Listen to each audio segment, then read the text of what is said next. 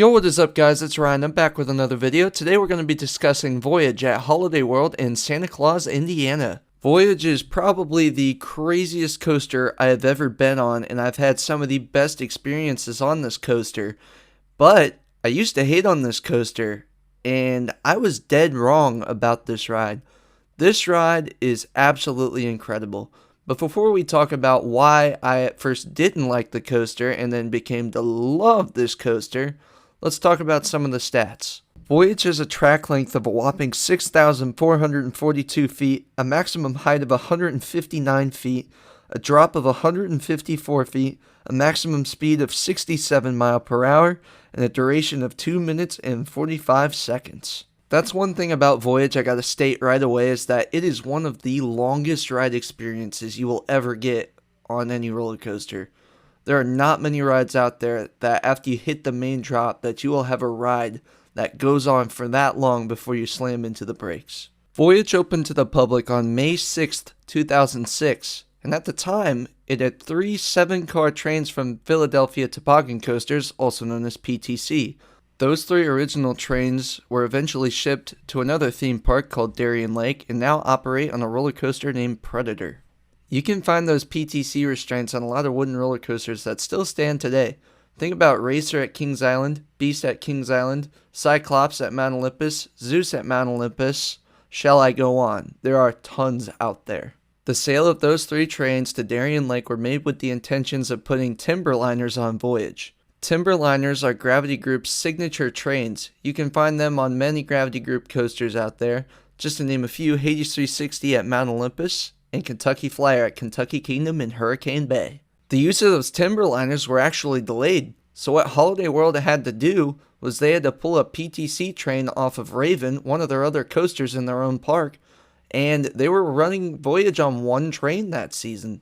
In January of 2011, it was actually announced they would never be using those Timberliners after all, so they ended up buying 2 brand new trains from PTC, and in 2013, they started operating with those trains, and it's been operating with those 2 PTC trains ever since. So there you have it. Voyage has some interesting train history to this ride. Just thought I'd throw that in this video as well. With that all said, let's talk about the ride experience. I've been to Holiday World 3 times in my life. 1 day in the month of June, and the 2 days for Hollywood Nights. Both of those visits were last year in the year of 2020. For the longest time, every single one of my coaster friends over and over and over would repeat to me how amazing Voyage is and that there's no coaster that can possibly beat it. So because I came into Holiday World with such high expectations for Voyage, and I had just ridden Hades 360 at Mount Olympus the week before, which I think is one of the most insane, intense roller coasters I've been on in my life. I have a review for that coaster as well if you'd like to check that out. I was a little disappointed with Voyage when I first rode it. Let me be more specific. I was very disappointed in my second ride, and here's why I didn't get so upset my first ride. I never like to judge a coaster too hard on my very first ride. It was in the very front row, and it was the very first public train of the day. So obviously I had lower expectations set for it because obviously it needed time to warm up, and it was also in the front row. And I honestly thought it was a pretty good experience. I felt the potential for it to warm up, and I could definitely tell the second half of the ride was better than the first half. After my second ride, I actually started hating on the ride pretty harshly. And it wasn't that I really hated the ride. It's actually a pretty good ride, and I knew it at the moment, but it was because of those extremely high expectations. I was not very disappointed, but a little disappointed that it didn't quite meet them. But it was explained to me after I went that day by a lot of friends that it was very likely that I rode on a bad day, as the trims were catching very, very hard. And those are the exact words of my 3 friends that I went with who have rode Voyage before. I did not ride Voyage before, so I thought that was a typical day ride. And I rated the ride pretty harshly based on that experience. Throughout the rest of the day, I got 3 more rides on the coaster, and I did notice it warming up a little bit more and more each time. And I did gain an appreciation for the ride by the end of the day. However, I would not rank it in my top 5 by the end of that day. The reason I enjoyed it towards the end of that day more is because it started to feel a little bit more rapid fire, and I started to have hope that since I had plans to come back to Hollywood Nights in August that year, and it was in the middle of June when I went, that it was going to be hopefully a lot better experience. So I left with some optimism, which I'm super happy about because I really didn't want to leave on a bad note and not like the ride. And it's a very good ride. When I left, I put it in my top 10. And I believe I had it at rank 7 until Phantom's Revenge passed it in August. Until I went to Hollywood Nights when my life was forever changed. My first night at Hollywood Nights, we were told that the trims were going to be turned on, and we're not sure if they were really teasing us or what, because that's the gimmick of the event, because there was a huge rain system from the Hurricane Dorian. And that was how I rode my first Voyage ride. And I don't know if the trims were actually on or off that night, to be honest with you. But I can tell you one thing. With the rain, they didn't hit near, not even close to as hard as the day I went.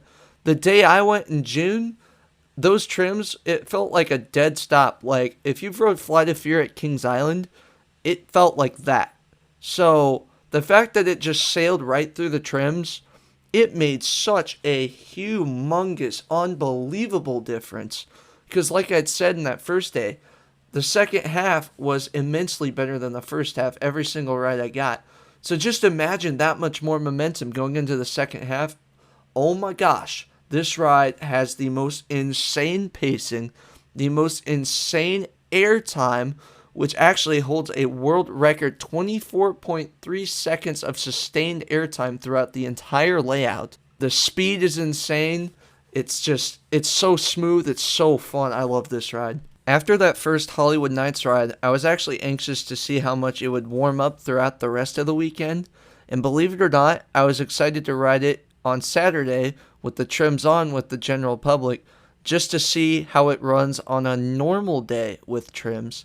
And I gotta be honest with you, even on the normal day, it ran significantly better than it did the day I went in June.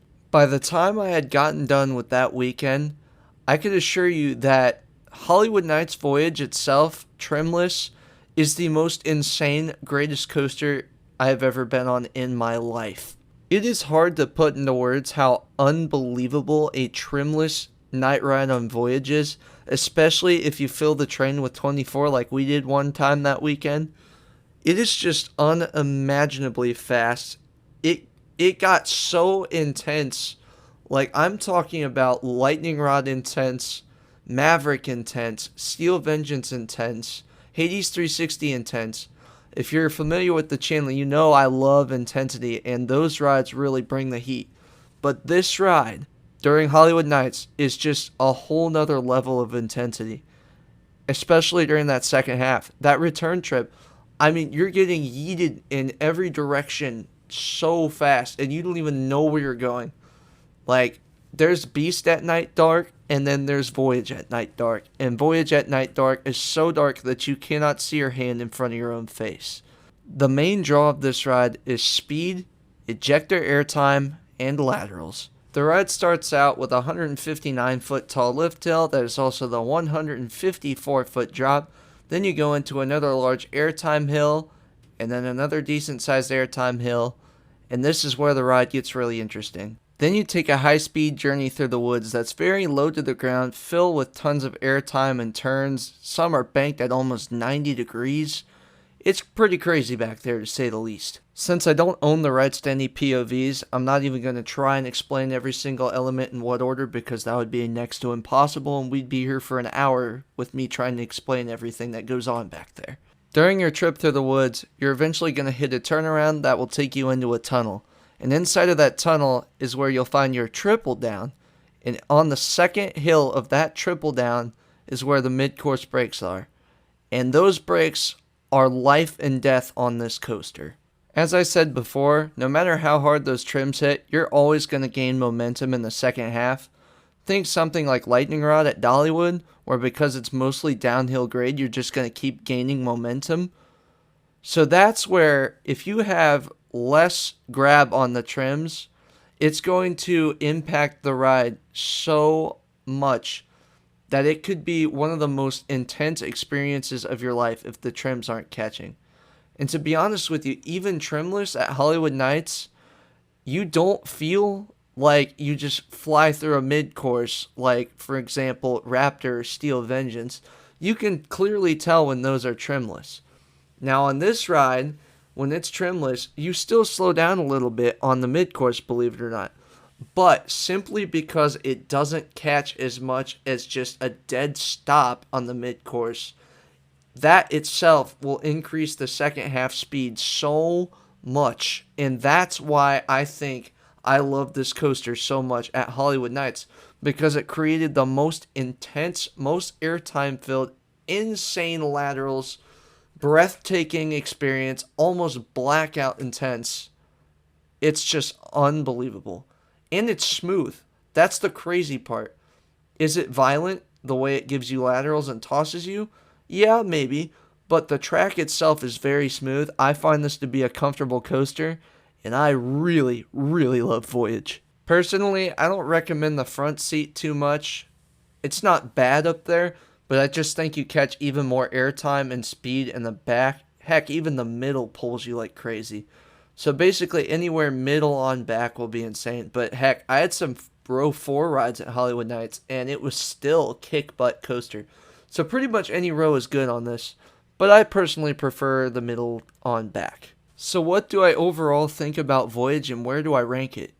And to be honest, that's kind of a trick question, because if I were to judge it based on the one day I went, I would say it just barely cracked into my top 10.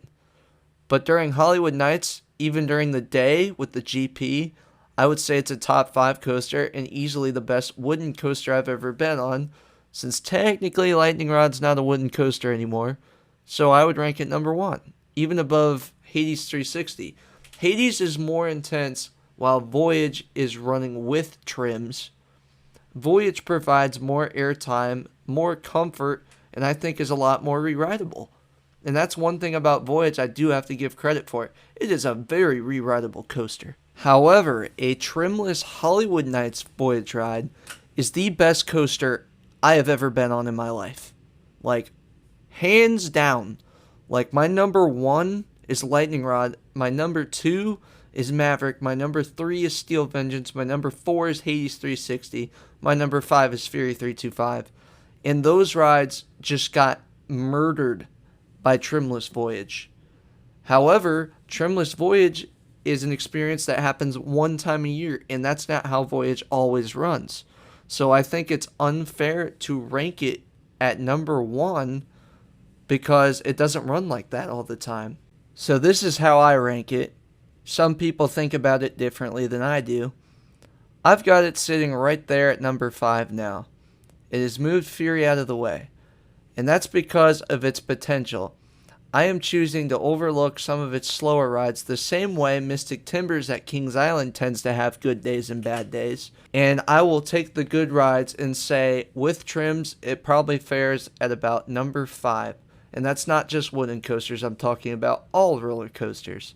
A Hollywood's trimless night ride ranks at number 0. It's too good to be number 1. I get chuckles when I tell people that, but I'm dead serious. That's how awesome it is trimless at night. So what am I going to be giving Voyage as a final score? I'm going to give it 135 out of 100. And here is why. When it's running good, it is running absolutely bonkers amazing. There's no words to describe it. It gives you loads of speed, intensity, airtime. I mean, insane ejector airtime and laterals. And you're going to have a blast. It is so perfect. You could not have made a better designed roller coaster. And it just feels like an authentic wooden coaster. It's comfortable, and it's probably the best ride you could fit in 2.5 minutes that I can think of. This ride, regardless to when you ride it, is still a 100% must ride. But I cannot stress enough, if you get the chance to go to Hollywood Nights and ride this thing, you will have a blast. And not only that, the event itself is just absolutely amazing. The food is great, the staff is great, and you're going to meet a lot of people, and it's going to be a blast. And for $67 for 2 nights at VRT and a full day on Saturday, you cannot go wrong with this event. I am friends with many enthusiasts who have hundreds of credits, and they themselves rank it just about as high as I do. For sure in the top 5, and they say that it is one of the best experiences they've ever been on. Some of those friends have hundreds and hundreds of credits from around the world, and they rank it that high. That's how insane this coaster is during Hollywood Nights. Overall, Voyage is one of the most unique coasters in the world, with the way that its experiences are always so different depending on when you ride it, and it's also one of the most fun coasters in the world, and widely recommended one of the best coasters in the world. I love this ride so heckin' much. It is one of the best darn coasters out there, and I am so grateful I've got to ride it as much as I did at Hollywood Nights, and I'm also grateful that it's within 6 hours of my house, and I can go a couple times a year and ride this thing, and it's just amazing. There's no other words for it. If you've made it this far in the video, I'd like to thank you very much for watching. This is one of the most difficult videos I've ever had to make, as I've had such diverse opinions about the ride throughout last year, and I wanted to try and encapsulate it and simplify my opinions as well as possible, so hopefully I did a good job with that. If you haven't rode Voyage before, I hope you get the desire to go ride it, because it is an awesome coaster, like I said a million times in this video. Let me know in the comments down below if you want to see more coaster reviews like this one, and I also want to know what your thoughts on Voyage are, especially if you've been to Hollywood Nights. Do I share a lot of opinions with you, or do you have any disagreements? Let me know in the comments down below. With that being said, I'd like to thank you guys for watching. Be sure to like, comment, share, and subscribe for more. Keep God number one. We'll see you guys next time here at Christian Coasters, where we make epic coaster vlogs and videos. Peace!